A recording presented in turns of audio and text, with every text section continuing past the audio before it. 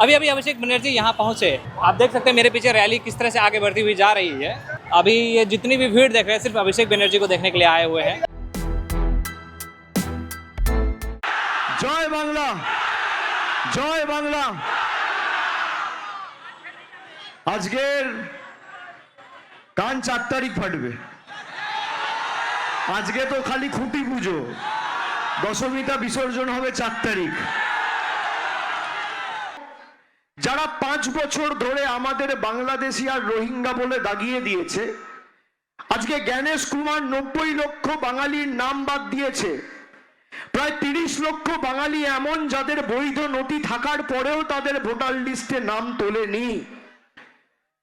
আগে মানুষ ভোট দিয়ে সরকার নির্বাচিত করত, এখন সরকার ঠিক করে দিচ্ছে ভোট কে দেবে। দেশটাকে এমন জায়গায় নিয়ে গেছে, কর্মের ভিত্তিতে বিজেপি রাজনীতি করে না। এখানের যে প্রার্থী হয়েছে তার নাম মুখে এনে আজকে আমি সবার পরিবেশ খারাপ করব না। তিনি ব্যক্তিগত আক্রমণ করছেন, এটা তার পরিচয়, এটা তার শালীনতার উদাহরণ। জবাবটা মানুষ দেবে। আমি শ্রেয়াকেও বলেছি কাউকে ব্যক্তিগত আক্রমণ করবে না।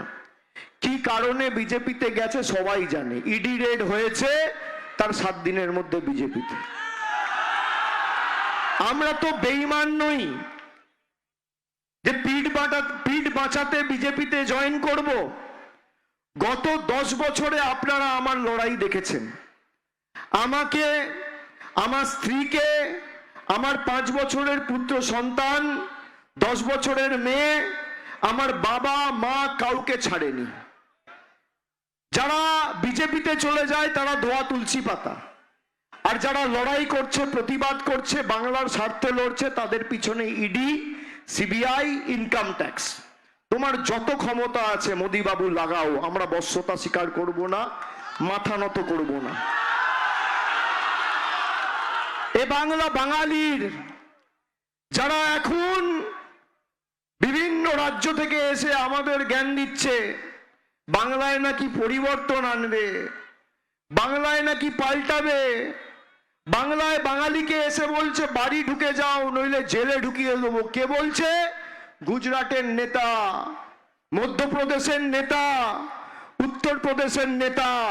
আরে আমার মাটি, আমার জন্মস্থান, আমার কর্মস্থান, আমি যেখানে শৈশব কাটিয়েছি, বেড়ে উঠেছি, লেখাপড়া করেছি, জন্মেছি, বড় হয়েছি, তুমি বেটা গুজরাট থেকে এসে আমাকে হুঁশিয়ারি দেবে আর আমি চুপ করে থাকবো? এলাকার সার্বিক উন্নয়নকে মাথায় রেখে ভোট দিন। যারা ধর্ম নিয়ে রাজনীতি করে তারা রাজনৈতিকভাবে দেউলিয়া, তাদের কাছে কোনো ইস্যু নেই। আমার চ্যালেঞ্জ, 12 বছর নরেন্দ্র মোদী ক্ষমতায়, 2014 সালে প্রধানমন্ত্রী হয়েছেন। আজকে জবাব দিতে পারবেন? একটা রান্নার গ্যাসের দাম ছিল 400 টাকা 2014 সালে, আজকে সেই গ্যাসের দাম 1100, 1200, ব্ল্যাকে বিক্রি হচ্ছে 2000, 2500। 1 কেজি চা পাতা ছিল 130 টাকা, আজকে 1 কেজি চা পাতা 350, 360 টাকা। 1 লিটার কেরোসিন ছিল 14 টাকা, আজকে 12 বছর পর 1 লিটার কেরোসিন 40 টাকা। রেলের প্ল্যাটফর্ম টিকিট ছিল 5 টাকা, আজকে রেলের প্ল্যাটফর্ম টিকিট 30 টাকা।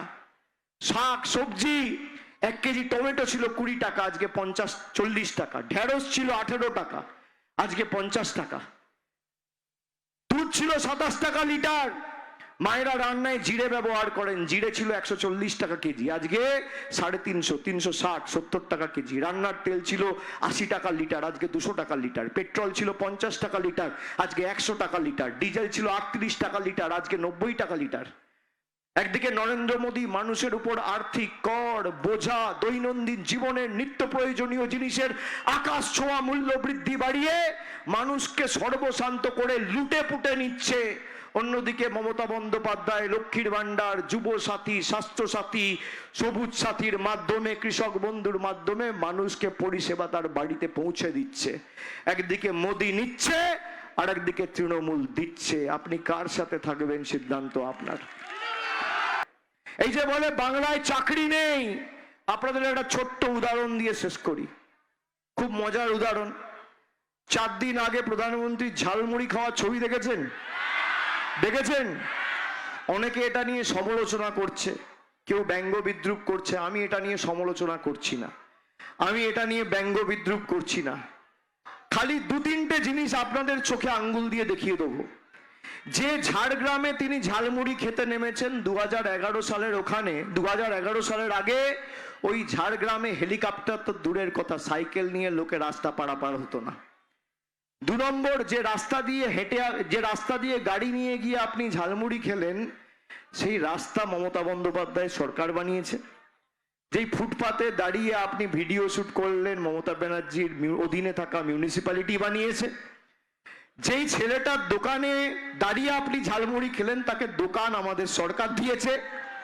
আর চতুর্থ, যারা বলে বাংলায় কর্মসংস্থান নেই, বাংলায় কিছু নেই, সবকিছু পরে জানা গেল যে ছেলেটা ঝালমুড়ি বিক্রি করছে সে গয়া থেকে, বিহার থেকে এসছে।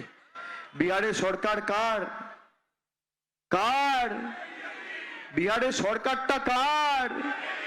তাহলে বিহারে যদি বিজেপির সরকার থাকে আর সত্যি যদি কর্মসংস্থান ঠিক হয়ে থাকে, তাহলে বিহারের গয়ার যুবককে ঝাড়গ্রামে এসে ঝালমুড়ি বিক্রি করতে হচ্ছে কেন মোদিজি?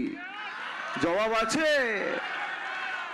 কেন বিহারের লোকেরা, উত্তরপ্রদেশের লোকেরা এখানে এসে কর্মসংস্থান পাচ্ছে? জবাব নেই। আপনি স্বরাষ্ট্রমন্ত্রীর মুখের ভাষা শুনেছেন?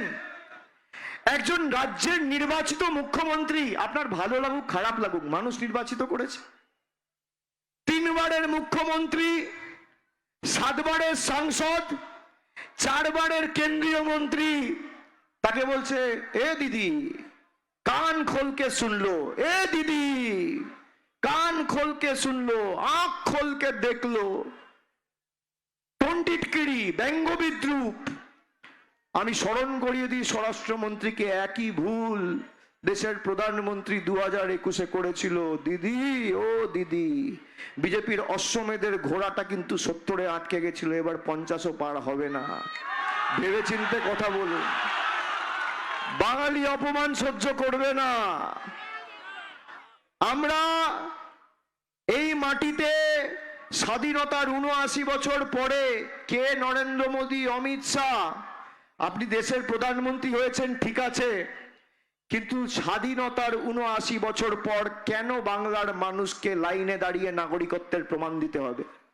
যখন ইচ্ছা কখনো নোটবন্দির নামে লাইন, কখনো গ্যাসের নামে লাইন, কখনো অপরিকল্পিত লকডাউনের নামে লাইন, কখনো এসআইআর এর নামে লাইন।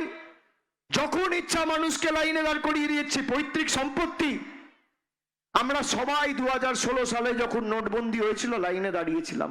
আমরা ভেবেছিলাম গরিব মানুষের ভালো হবে, দেশের কালো টাকা ধ্বংস হবে। মানুষ চোখে জল ফেলে লাইনে দাঁড়িয়েছিল। আজকে বুকে হাত দিয়ে প্রশ্ন করুন তো, কালো টাকা ধ্বংস হয়েছে? তাহলে আমাদের যারা কথায় কথায় লাইনে দাঁড় করিয়েছে, তাদেরকে জবাবটা 29 তারিখ গরম বেশি হলেও আর বৃষ্টি পড়লেও লাইনে দাঁড়িয়েই দিতে হবে। যে লাইনে দাঁড়িয়ে দাঁড়িয়ে আমাদের অত্যাচারিত করেছে, যখন ইচ্ছা লাইনে দাঁড় করিয়ে দিয়েছে, যে যে ভাষায় বোঝে তাকে সে ভাষায় জবাব দিতে হবে। আগামী দিন, আগামী 29 তারিখ গোটা মানিকতলা লাইনে দাঁড়িয়ে 2 নম্বর বোতাম এখানে টিপবেন আর কষিয়ে গণতান্ত্রিক ভাবে 2টো থাপ্পড় বিজেপির গালে মারবেন। একজন মহিলাকে হারানোর জন্য দেশের প্রধানমন্ত্রী, দেশের স্বরাষ্ট্রমন্ত্রী, দেশের প্রতিরক্ষা মন্ত্রী, দেশের অর্থমন্ত্রী, শিল্পমন্ত্রী, রেলমন্ত্রী, স্বাস্থ্যমন্ত্রী, 16টা রাজ্যের মুখ্যমন্ত্রী, 28টা রাজ্যের রাজ্যপাল, CBI, ED, income tax, election commission, গদি মিডিয়া, হাইকোর্ট, সুপ্রিম কোর্ট সব মিলে এক হয়ে গেছে, তাও তৃণমূলকে হারাতে পারছে না। এটাই বাংলার মানুষের ক্ষমতা। যতই করো হামলা, আবার জিতবে হামলা। যত প্রহার করবে তৃণমূল তত শক্তিশালী হবে। যত কুৎসা করবে, যত মিথ্যে কথা বলবে, যত অপপ্রচার করবে, তত গর্তে ঢুকবে, দেখবে আর জ্বলবে, লুচির মতো ফুলবে। आज के लिए बस इतना ही। आप देखते रहिए केबीसी न्यूज़।